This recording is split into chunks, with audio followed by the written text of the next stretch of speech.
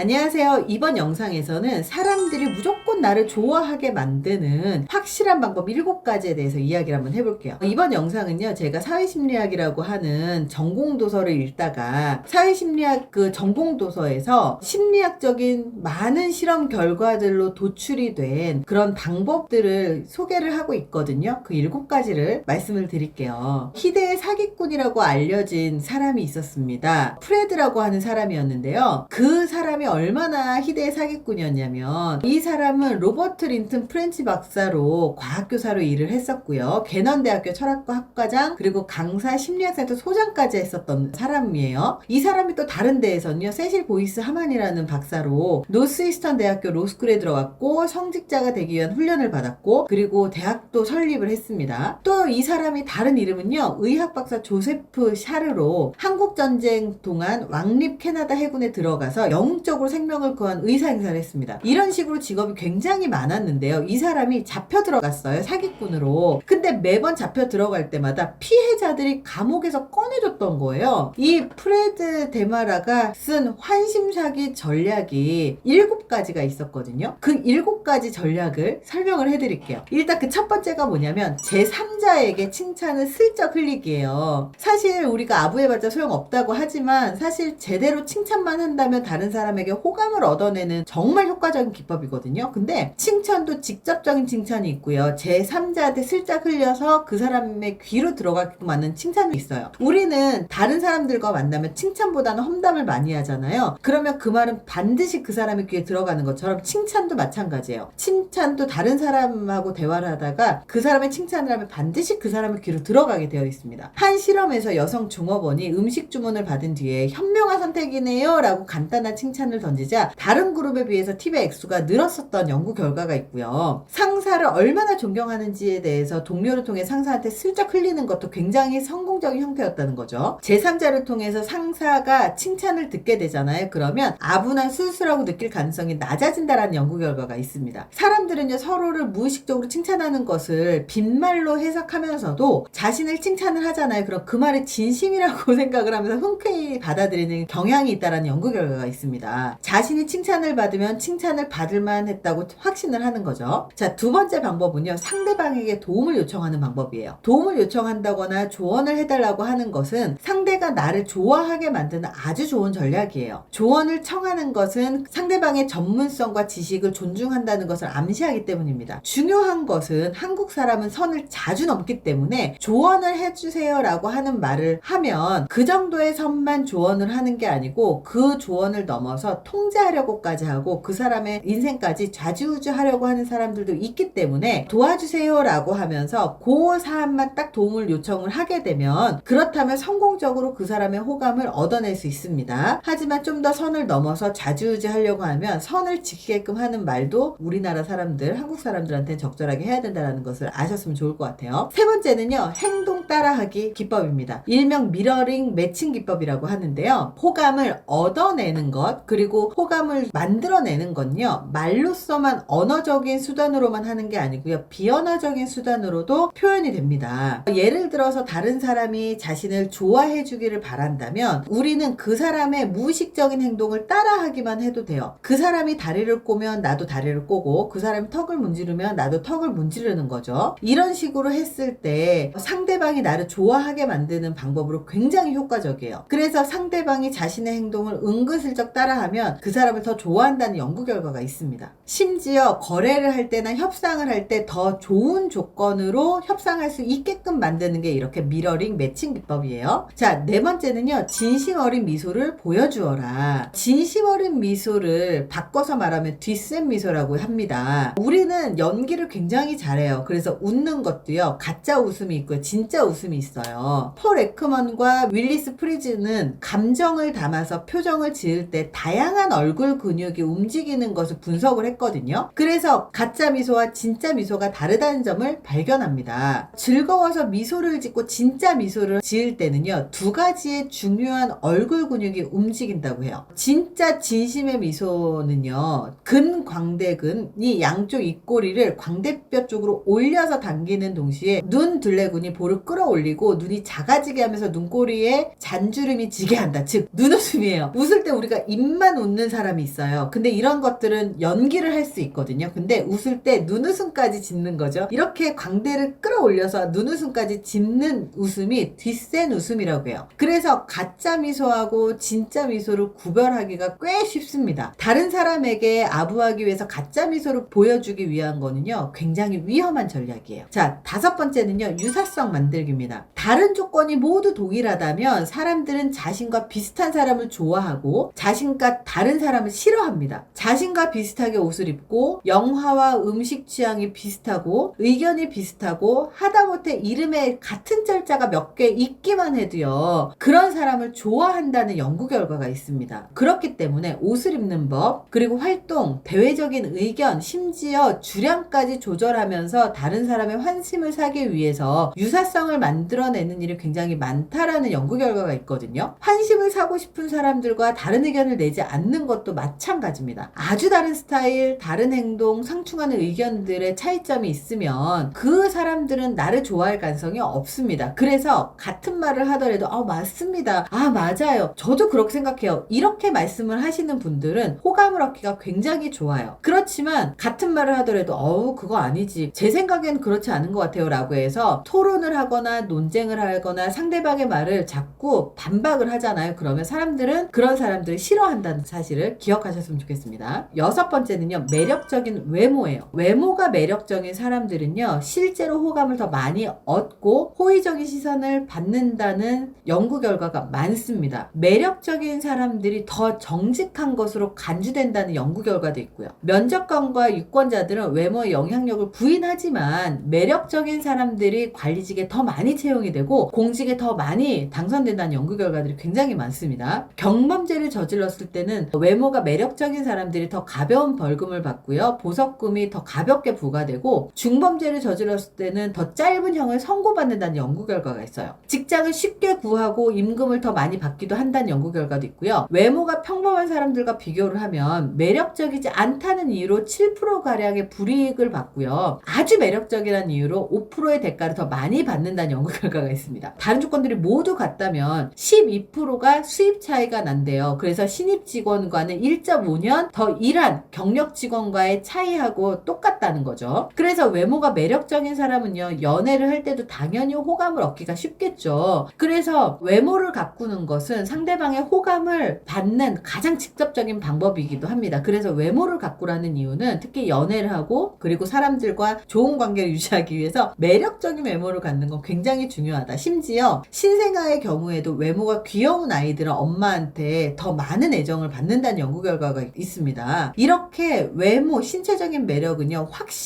거의 확실하게 이득을 얻게 되죠. 자, 7번째는요, 겸손한 모습을 보이기입니다. 일반적으로 자신의 성공을 내세우지 않는 사람은 자랑하는 사람에 비해서 더 호감을 얻는다는 연구 결과가 있어요. 그래서 우리는 성공을 도와준 동료에게 공을 돌리기도 하고요. 그리고 덜 중요한 영역에서 슬쩍 약점을 드러내기도 한다는 연구 결과가 있습니다. 사람들이 우리의 성공에 대해서 만약에 모른다면 겸손한 것이 능력이 부족하다거나 아니면 겸손한 그 태도 자체로 그대로 믿어버리는 그런 단점이 있을 수 있습니다. 그래서 겉으로 보기에 누가 보기에도 굉장히 성공적인 사람인데 겸손한 모습을 보였을 때 굉장히 호감이 생긴다는 것. 그래서 너무 겸손하면 자존감이 심하게 낮거나 자기 통찰이 없는 사람으로 보인다라는 단점이 있다는 연구 결과가 있습니다. 모든 문화권에서 정직하지 않은 자기 홍보를 굉장히 불쾌하게 받아들이는 반면에 유독 겸손을 권장하는 문화가 있습니다. 우리나라 같은 경우는 유독 겸손을 권장하는 문화죠. 이렇게 지금까지 다른 사람이 나를 좋아하게 만드는 정말 확실한 방법 7가지에 대해서 알아봤습니다. 사람들은 다른 이들에게 확실히 호감을 얻기 위해서 언어적이고 비언어적인 표현을 사용을 하고 그리고 비슷하게 유사성을 만들려고 하고 외모를 굉장히 예쁘게 가꾸려고 노력을 하고 겸손하게 행동을 하려고 애쓰죠. 실제로 이 방법들이 먹힌다라는 거예요. 그래서 이렇게 연애를 잘하는 사람 그리고 연애를 할 때 매력적으로 보이는 사람은 실제로 인간관계에서도 굉장히 매력적이고 인간관계에서도 사람들과 굉장히 잘 만나고 그리고 인간관계 일반적인 사회생활 자체를 잘한다라는 거는요 너무나 당연한 이야기예요. 그래서 연애 따로 인간관계 따로로 생각을 하시면 절대 안 되고요. 인간관계 평상시에 사람들하고 관계 잘하고 그리고 매력적이고 매력적인 외모를 가꾸고 괜찮은 사람들이 연애를 할 때도 별 별 문제 없이 연애를 한다. 이 점만 기억을 하셨으면 좋겠습니다. 이번 영상이 도움이 되셨길 바랍니다. 감사합니다.